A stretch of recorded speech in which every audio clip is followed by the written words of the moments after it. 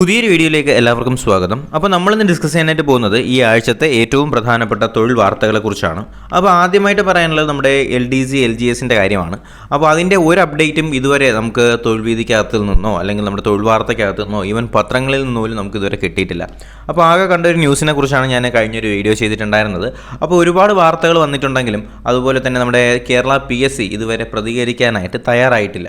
അപ്പോൾ ഏത് നൂറ്റാണ്ടിൽ ഈ പരീക്ഷയുടെയൊക്കെ റിസൾട്ടുകൾ വരുമെന്നുള്ള കാര്യത്തിൽ ഇപ്പോഴും ഒരു അനിശ്ചിതത്വം നിലനിൽക്കുകയാണ്. അപ്പോൾ ആദ്യമായിട്ടുള്ള വാർത്തയിലേക്ക് നമുക്ക് കിടക്കാം. ഫസ്റ്റ് ഓഫ് ഓൾ ഇതിനകത്ത് പറയുന്നത് ചോദ്യങ്ങൾക്ക് ഉന്നത നിലവാരം, ഉത്തരം മുട്ടി ബിരുദധാരികൾ എന്ന് പറഞ്ഞാണ് പറഞ്ഞിട്ടുള്ളത്.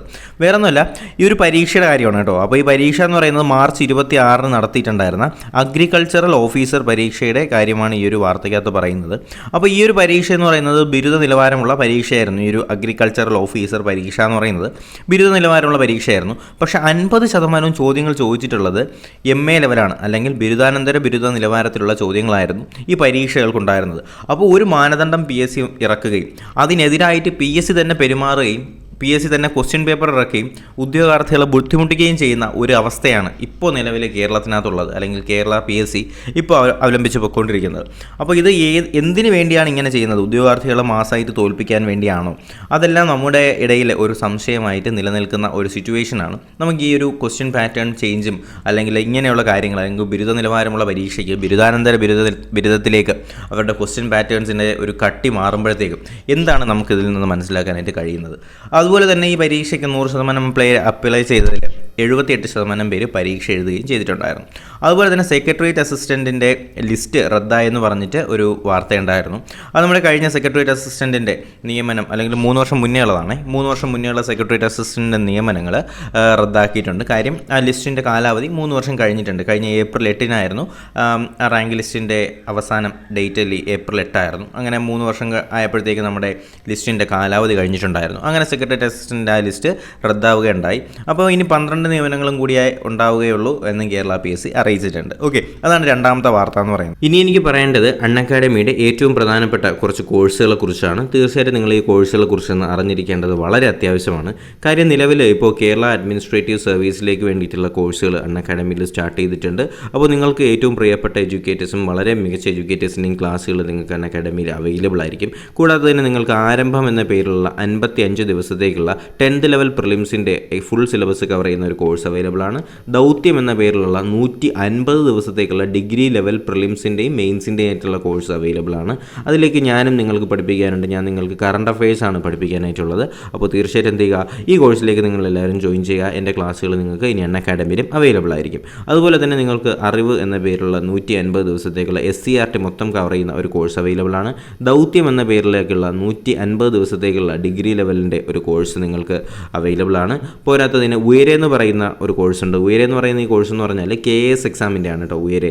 അപ്പോൾ ഇതിനും ഒരുപാട് ആൾക്കാർ, ഇത് പ്രിലിംസ് കംസ് മെയിൻസ് ബാച്ചാണ്. തീർച്ചയായിട്ടും അതിലേക്കും നിങ്ങൾ എന്ത് ചെയ്യുക, ജോയിൻ ചെയ്യാനായിട്ട് ശ്രമിക്കുക. അതുപോലെ തന്നെ ബിവറേജസ് LD ഒക്കെ താല്പര്യമുള്ളവർക്ക് അതിനകത്ത് വേണ്ടിയിട്ട് നിങ്ങൾക്ക് ബിവ്കോ LD എക്സാമിലേക്കുള്ള ജേതാവ് എന്ന പേരിലുള്ള 100 ദിവസത്തെ കോഴ്സ് അവൈലബിൾ ആണ്. അറിവ് എന്ന പേരിലുള്ള 120 ദിവസത്തെ കോഴ്സ്, അത് കേരള SCRT കംപ്ലീറ്റ് കവർ ചെയ്യുന്ന അറിവ് എന്ന പേരിലുള്ള ഒരു കോഴ്സ് അവൈലബിൾ ആണ്. അതുപോലെ ഒരുപാട് ടെസ്റ്റ് സീരീസും അതുപോലെ തന്നെ പ്ലസ് ടെസ്റ്റുകളും നിങ്ങൾക്ക് തീർച്ചയായിട്ടും നമ്മുടെ UNACADEMYയിൽ കൊടുക്കുന്നതായിരിക്കും. പോരാത്തതിന് നിങ്ങൾക്ക് ഞാൻ പറയുന്ന ഈ ഒരു കോഡ് കൂടി നിങ്ങളൊന്ന് ശ്രദ്ധിക്കുക. കാര്യം നിങ്ങൾക്ക് ഏറ്റവും നല്ല ഓഫർ ലഭിക്കാനായിട്ട് HPL10 എന്ന് പറയുന്ന ഈ കോഡ് ഒന്ന് ഉപയോഗിക്കാനായിട്ട് മറക്കരുത് കേട്ടോ. ഞാനൊന്നും കൂടി പറഞ്ഞുതരാം. HPL10 എന്ന് പറയുന്ന ഈ ഒരു കോഡ് നിങ്ങൾ ഉപയോഗിക്കുകയാണെങ്കിൽ നിങ്ങൾക്ക് 10% മുതൽ 20% വരെ ഉള്ള ഓഫറുകൾ നിങ്ങൾക്ക് ലഭിക്കുന്നതായിരിക്കും. പോരാത്തതിന് നിങ്ങൾ UNACADEMYയുടെ യൂസർ ആണെങ്കിൽ നിങ്ങൾക്ക് 29% വരെ നിങ്ങൾക്ക് ഡിസ്കൗണ്ട് ലഭിക്കാനുള്ള സാധ്യതകളുമുണ്ട്. ഓക്കെ, അപ്പോൾ ഇതാണ് നിലവിലത്തെ നമ്മുടെ പ്ലാൻസ്. ഇതൊക്കെയാണ് കണ്ടല്ലോ. നിങ്ങൾക്ക് എൻ്റെ ഈ ഒരു കോഡ് HPL10 എന്ന് പറയുന്ന ഈ ഒരു കോഡ് ഉപയോഗിക്കുകയാണെങ്കിൽ നിങ്ങൾക്ക് ഈ ഒരു പ്രൈസിൻ്റെ ഒരു കുറവിനകത്ത് നിങ്ങൾക്ക് UNACADEMYയിലേക്ക് ജോയിൻ ചെയ്യാനായിട്ട് കഴിയുന്നതായിരിക്കും. അപ്പോൾ തീർച്ചയായിട്ടും എല്ലാവരും ഈ ഒരു അവസരം നല്ലപോലെ തന്നെ യൂസ് ചെയ്യുക. UNACADEMY മെമ്പർ ആവുക. എൻ്റെ ക്ലാസ്സുകൾ നിങ്ങൾക്ക് UNACADEMYയിലും അവൈലബിൾ ആയിരിക്കും. അതുകൂടി നിങ്ങൾ എന്ത് ചെയ്യുക, കാണാനായിട്ട് ശ്രമിക്കുക. ഓക്കെ, അപ്പോൾ എൻ്റെ പ്രൊഫൈലിൽ എൻ്റെ പേര് തന്നെ ഹരിശങ്കർ PL എന്നാണ്. നിങ്ങൾ തീർച്ചയായിട്ടും എന്ത് ചെയ്യുക, UNACADEMYയുടെ ആപ്ലിക്കേഷൻ ഒന്ന് ഡൗൺലോഡ് ചെയ്ത ശേഷം ഹരിശങ്കർ PL എന്ന് സെർച്ച് ചെയ്ത ശേഷം പ്രൊഫൈൽ കൂടി ഫോളോ ചെയ്യുകയാണെങ്കിൽ ഞാൻ എടുക്കുന്ന UNACADEMYയുടെ ഫ്രീ ക്ലാസ്സസ് നിങ്ങൾക്ക് UNACADEMYയിൽ അവൈലബിൾ ആയിരിക്കും. അപ്പോൾ തീർച്ചയായിട്ടും എല്ലാവരും ഇതൊക്കെ ചെയ്യുമെന്ന് തന്നെ പ്രതീക്ഷിക്കുന്നു. പിന്നെ മൂന്നാമത്തെ വാർത്തയിലേക്ക് പറയാൻ നേരത്തെ നമുക്ക് കഴിഞ്ഞ ആഴ്ചയിലെ PSCയുടെ പ്രധാന യോഗ തീരുമാനങ്ങളെന്ന് പറഞ്ഞിട്ടാണ് ഉണ്ടായിട്ടുള്ളത്. അപ്പോൾ അതിനെക്കുറിച്ച് നമ്മൾ ഡിസ്കസ് ഡിസ്കസ് ചെയ്താണ് ഓൾറെഡി. എന്നാലും ഞാൻ ഒന്നുകൂടി പറയാം. ഈ ആഴ്ച നടക്കാനായിട്ട് പോകുന്നത് 8 തസ്തികകളുടെ പ്രധാനപ്പെട്ട അഭിമുഖങ്ങളാണ്. ഏതൊക്കെയെന്ന് ചോദിച്ചാൽ മെഡിക്കൽ വിദ്യാഭ്യാസ വകുപ്പിലേക്കുള്ള അസിസ്റ്റൻറ്റ് പ്രൊഫസർ, അതുപോലെ തന്നെ അസിസ്റ്റൻറ്റ് പ്രൊഫസർ കാർഡിയോ വസ്കുലർ, അങ്ങനെ തുടങ്ങിയിട്ടുള്ള മെഡിക്കൽ വകുപ്പിലേക്കുള്ള 8 തസ്തികകളുടെ അഭിമുഖങ്ങളാണ് ഈ ആഴ്ച നടത്താനായിട്ട് പോകുന്നത്. അതുപോലെ തന്നെ നമ്മുടെ ക്ഷീര വകുപ്പിലേക്കുള്ളതും കൂടി നടത്തുന്നുണ്ട് കേട്ടോ. ക്ഷീര വകുപ്പിലേക്കുള്ള ഡയറി എക്സ്റ്റൻഷൻ ഓഫീസറിൻ്റെയൊക്കെയുള്ള ഇൻ്റർവ്യൂസും നടത്തുന്നുണ്ട്. അതുപോലെ തന്നെ സാധ്യതാ ലിസ്റ്റ് വരാൻ പോകുന്നു എന്ന് പറഞ്ഞിട്ട് വന്നിട്ടുള്ളത് നമ്മുടെ മത്സ്യഫെഡിലേക്കുള്ള ഇലക്ട്രിക്കൽ സൂപ്പർവൈസർ എന്ന് പറഞ്ഞ തസ്തികയിലേക്കുള്ള സാധ്യതാ ലിസ്റ്റുകൾ വരാനായിട്ട് പോകുന്നുണ്ട്.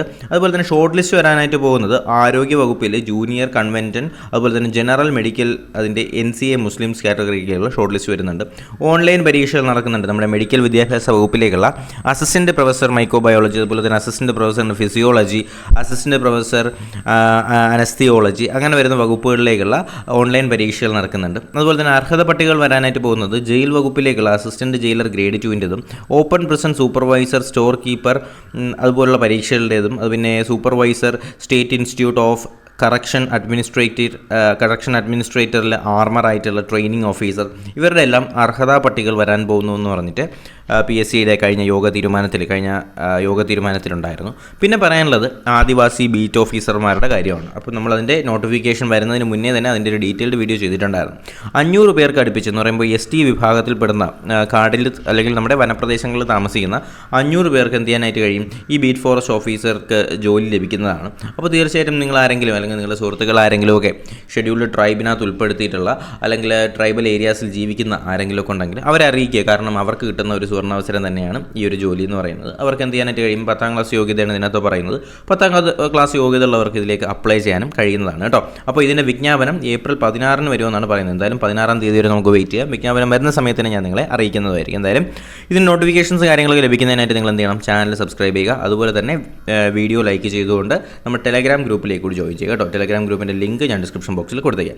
അടുത്തൊരു പ്രധാനപ്പെട്ട വാർത്ത എന്ന് പറയുന്നത് ആർമിയിലേക്ക് 3 വർഷത്തെ സന്നദ്ധ സേവനം പരിഗണനയിലെന്നാണ് പറഞ്ഞിട്ടുള്ളത് കേട്ടോ. വേറൊന്നുമല്ല, നമ്മുടെ ഇന്ത്യൻ ആർമിയിലേക്ക് ആളില്ലാത്ത ഒരുപാട് പോസ്റ്റുകളുണ്ട്. അപ്പോൾ അവരെയൊക്കെ അറിയപ്പെടുന്നത് അല്ലെങ്കിൽ അവരെ ഇനി അറിയപ്പെടാനായിട്ട് പോകുന്നത് അഗ്നിവീർ എന്നാണ് കേട്ടോ. അപ്പോൾ ഈ 3 വർഷത്തേക്കുള്ള സന്നദ്ധ സേവനം ചെയ്യാനായിട്ട് പോകുന്നവരെ അഗ്നിവീർ എന്നാണ് അറിയപ്പെടുന്നത്. അവർക്ക് അവരുടേതായിട്ടുള്ള പെൻഷൻ ബെനിഫിറ്റുകളും അങ്ങനെയുള്ള ഒരുപാട് ആനുകൂല്യങ്ങളൊക്കെ ഈ ഒരു സേവനം കഴിഞ്ഞാൽ ലഭിക്കുന്നതായിരിക്കും. അതുപോലെ ഒരുപാട് പോസ്റ്റുകളിലേക്ക് ഇന്ത്യൻ ആർമിയിലേക്ക് ഇങ്ങനെ വേക്കൻസികൾ കിടപ്പുണ്ട് കേട്ടോ. അപ്പോൾ ഈ കാര്യങ്ങളൊക്കെ ഒന്ന് ശ്രദ്ധിക്കുക. ഇതിൻ്റെ PDF ലഭിക്കാനായിട്ട് ഞാൻ പറഞ്ഞ പോലെ തന്നെ ടെലഗ്രാം ചാനലിലേക്ക് കൂടി ജോയിൻ ചെയ്യുക. അപ്പോഴത്തേക്കും കറക്റ്റായിട്ട് നിങ്ങൾക്ക് വായിച്ച് മനസ്സിലാക്കി എടുക്കാൻ കഴിയുന്നതാണ്. ഓക്കെ, അപ്പോൾ ഈ കാര്യങ്ങളൊക്കെ ഒന്ന് ശ്രദ്ധിക്കുക കേട്ടോ. ഇതാണ് നമ്മുടെ ഇന്ത്യൻ ആർമിയിലേക്ക് 3 വർഷത്തെ സന്നദ്ധ സേവനത്തിൻ്റെ കാര്യം ഇതാണ് പറയുന്നത്. പിന്നെ പറയാനുള്ള ഏറ്റവും പ്രധാനപ്പെട്ട നമ്മുടെ യൂണിയൻ പബ്ലിക് സർവീസ് കമ്മീഷൻ വിളിച്ചിട്ടുണ്ടായിരുന്ന IES ISSൻ്റെ പരീക്ഷകൾ വിജ്ഞാപനം ആയി എന്ന് പറഞ്ഞിട്ടാണ്. അപ്പോൾ ഒന്ന് ശ്രദ്ധിക്കുക, ഇന്ത്യൻ എക്കണോമിക് സർവീസിലേക്കും അതുപോലെ തന്നെ ഇന്ത്യൻ സ്റ്റാറ്റിസ്റ്റിക്കൽ സർവീസിലേക്കുമുള്ള പരീക്ഷകൾ നമ്മുടെ യൂണിയൻ പബ്ലിക് സർവീസ് കമ്മീഷൻ വിജ്ഞാപനമായിട്ടുണ്ട്. ഏപ്രിൽ 26 വരെയാണ്. അതൊന്ന് ശ്രദ്ധിക്കാം. നിങ്ങൾ ആരെങ്കിലും ഡിഗ്രി ലെവൽ യോഗ്യത ഉള്ളവരാണെങ്കിൽ, ഡിഗ്രി അല്ല ഇതിൽ PG ആണ് വേണ്ടത് കേട്ടോ. ഏപ്രിൽ 26 കേട്ടോ. ഏപ്രിൽ 26 ഇതിൻ്റെ ലാസ്റ്റ് ഡേറ്റ്, അപ്ലൈ ചെയ്യേണ്ട ലാസ്റ്റ് ഡേറ്റ് എന്നാണ്. ഏപ്രിൽ 26 കൂടി അറിഞ്ഞിരിക്കാം. ഓക്കെ, അപ്പോൾ നിങ്ങൾക്ക് IES അല്ലെങ്കിൽ ഇന്ത്യൻ എക്കണോമിക് സർവീസിലേക്ക് അപ്ലൈ ചെയ്യണമെങ്കിൽ ചെയ്യേണ്ടത് എക്കണോമിക്സ് അല്ലെങ്കിൽ അപ്ലൈഡ് എക്കണോമിക്സ് സ്റ്റഡീസ്, അതുപോലെ തന്നെ ബിസിനസ് എക്കണോമിക്സ്, എക്കണോമെട്രിക്സിൽ ബിരുദാനന്തര ബിരുദം അല്ലെങ്കിൽ അവസാന വർഷ പരീക്ഷ എന്ന് പറഞ്ഞാൽ MA ലാസ്റ്റ് ഇയർ എഴുതുന്നവരാണെങ്കിലും നിങ്ങൾക്കും അപ്ലൈ ചെയ്യാനായിട്ട് കഴിയുന്നതാണ്.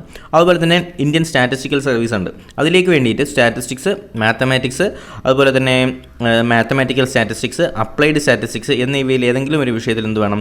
ബിരുദം അല്ലെങ്കിൽ statistics, mathematical statistics, applied statistics എന്നതിൽ MA അല്ലെങ്കിൽ മാസ്റ്റേഴ്സ് ബിരുദം വേണമെന്ന് പറയുന്നുണ്ട്. പ്രായത്തിൻ്റെ കാര്യം പറയുകയാണെങ്കിൽ 2022 ഓഗസ്റ്റിൽ 21 മുതൽ 30 വയസ്സ് വരെ ആയിരിക്കണം. പട്ടികവർഗ വിഭാഗക്കാർക്കാണെങ്കിൽ 5 വർഷവും, OBC വിഭാഗത്തിനാണെങ്കിൽ 3 വർഷവും, അംഗപരിമിതർക്കാണെങ്കിൽ 10 വർഷവും ഇളവുകൾ ഉണ്ടായിരിക്കും. വിമുക്ത ഭടന്മാർക്കും എന്തുണ്ട്? ഇളവുകൾ ഉണ്ട് എന്ന് പറയുന്നുണ്ട് കേട്ടോ.